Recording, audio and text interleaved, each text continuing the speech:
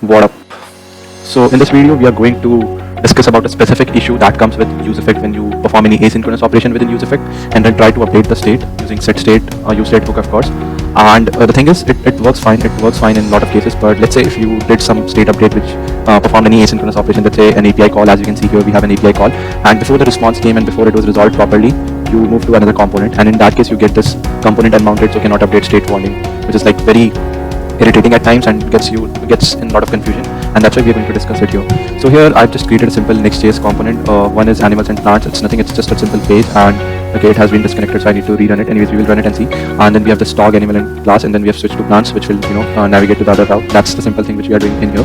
And we're making an API call, and I'm purposely doing a delay of 1.2 seconds so that I can get the time to make the switch and process halts in between the basically the async. I can be able to move through the components in between the asynchronous operation. So that's why I've just put this delay purposely. And the same thing is for the plants also. Everything is the same, just the entire component is the same. Once the component mounts, we are using useEffect. So if I just quickly do this and do a yarn dev, let me just do a yarn dev, and let's just clear this console and try to reload the page. So as you can see, before loading animals, if I switch to plants, it gives me this warning: cannot perform a React state update on an unmounted component. And I hope, like, based on our previous discussion, we already got a good idea of what is causing it. So basically what happens is when the component mounts using useEffect, it makes this API call, and then it resolves it to the response in the JSON format. It sets the loading to false, and then it sets the animals array to the array that is received from the backend. And if for some reason it causes any error, it sets the loading to false. So that is a simple logic. And what is happening is before it reaches this then block, before the response gets resolved, we are switching to animal plant.pfx using that simple navigation button on click. And because we have switched, so the component has been unmounted, and that's why it says that if you see this warning, it says that cannot perform a React state update on an unmounted component. This is a no op, but it indicates some memory and all those things. But the major line which you get then it is put on an unmounted component. So basically the component unmounts, and after that we are trying to do the state update. So to avoid that, if we currently just go to this plants.pfx, simple logic will be to track if it is mounted or unmounted. Okay. So what we will do is we will just create a useStateHook. So mounted, and then set mounted equal to useStateHook, and based on that mounting and unmounting, we will accordingly perform any kind of operation. So, and after that we will also create a custom hook so that we don't need to do the same lines of things for all the components, because let's say you have n number of components using the same asynchronous operation, then in that case it's better to use a custom made hook instead of useEffect. Again, this solution is only valid when you're using any asynchronous operation within useEffect. Otherwise, in any case of synchronous operations, it's always good to use the useEffect that comes with React. So, but before getting into the custom hook, first let's understand the logic. So we have created a simple mounted fit mounted. Usually we are assuming, because once this component loads, it's very obvious that the mounting will be true. And if the mounted is true, then only we want to do these set state updates. So this is one thing, and then similarly for the error. So if mounted is true, then set loading to false. And one more thing which we need to do is whenever the component unmounts. So in this case, we will run a cleanup function which comes with the useEffect return statement. So whenever the component unmounts, this particular statement, this function, cleanup function will be triggered, whatever we'll be defining here. So we do set mounted to be false, which means component has been unmounted. So this is the idea. So if I do a yarn dev now, go back to my browser, try to reload it, and switch to animals before the loading was complete. You see there is no error.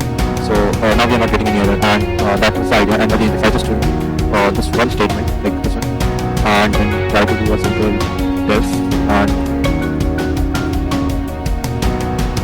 so yeah, because I removed that statement, so it's not able to track the mounting status, and that's why it's again giving me the same one. So this is the simple solution, just to give you an understanding of how it's working and everything. So if I just bring it back, return set mounted to false, if I do it like this, and so that is the complete solution. And now let's try to create a custom hook. So we have inside animals, and we will be using that hook for both of these things. So I just created a hooks folder, and I just use useAbortableEffect. This is a naming convention React follows for the custom hooks. And here we will need useEffect for sure from React, and let's create the function. So const useAbortableEffect, which takes two arguments. One is a effect, which will be a specific kind of function. We will define that. We will define its interface, and the second will be the dependencies, which will be basically array of anything. And now let's define the effect function. So type effect function, which will take a boolean value mounted, and it will return. This is cleanup function, which is returned by useEffect. So either it will return some kind of cleanup function or nothing. Okay, and we will assign the type here.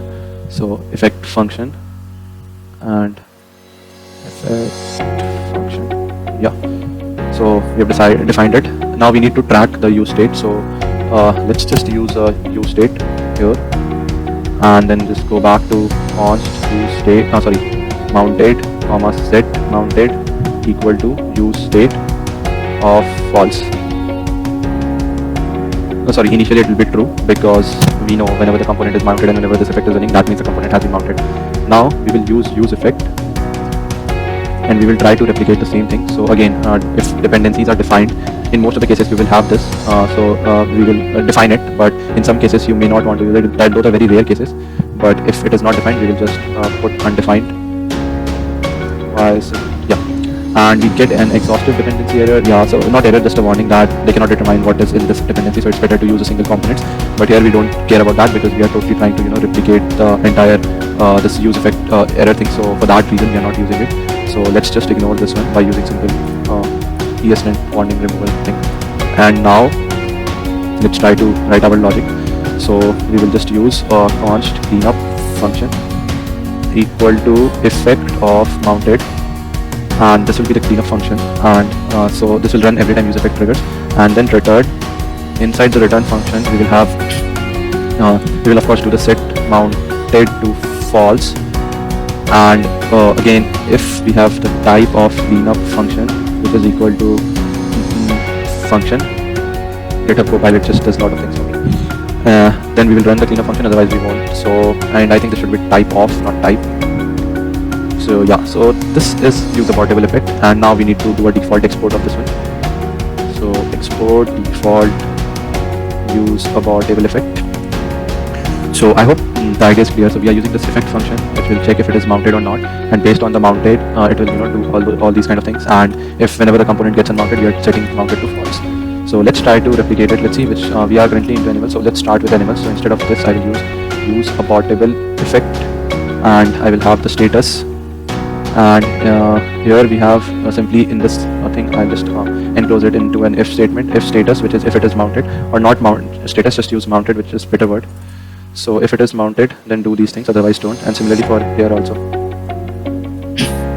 So and the first one is done, and so basically now we are collecting that mounted variable, which will be automatically updated based on unmounting thing. And if it is mounted, then only we need to update the status. So if I just do a yarn dev, so and go here and try to reload this page, and before loading, if I switch to animals, no error comes. So now it is working fine, and we need to do the same thing for the plants. In plants we already have these, I think, if statements, so we just need to replace it with useAbortableEffect. And again, this will work because in plants we already said the same kind of thing, but if we remove this line and use abortableEffect, and I think we need to import this, so let me just use abortable, and then here we pass the mounted, and we don't need to have a return statement. So this time if I do for, so it should accordingly work. Let's refresh the page and do a switch. And switch, nothing happens. So yeah, that's the idea. Now we can use this custom hook anywhere to avoid those kind of issues that we were facing on mounting and unmounting, and avoid that irritating warning we all have been getting. So I hope this video was informational for you to identify those kind of issues, why that warning comes, and how we can close it up, and then how we can use a custom hook to recreate the entire functionality and then use it in as many places as we want.